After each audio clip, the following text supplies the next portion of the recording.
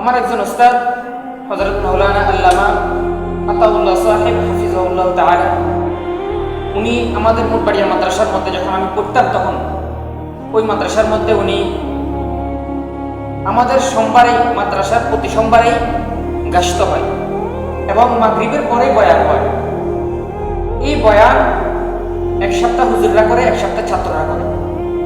যখন হুজুরদের বয়ানের ডেট হলো তখন ওই দিন আমার ওস্তাদ হযরত মাওলানা আল্লামা আতাউল্লাহ সাহেব হাফিজাহুল্লাহ তাআলা উনার কাছেই এই বয়ানের ডেটটা পড়ছে।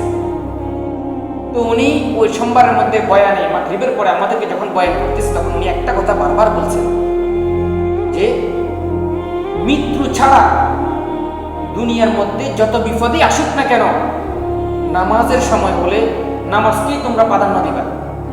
কি বলছে? মৃত্যু ব্যতীত, মৃত্যু আসলে বাদ, মৃত্যু ব্যতীত যেই বিপদেই তোমাদের উপর আসুক না কেন, তোমরা নামাজকে গুরুত্ব দিবা, বিপদ পড়ে যাবে।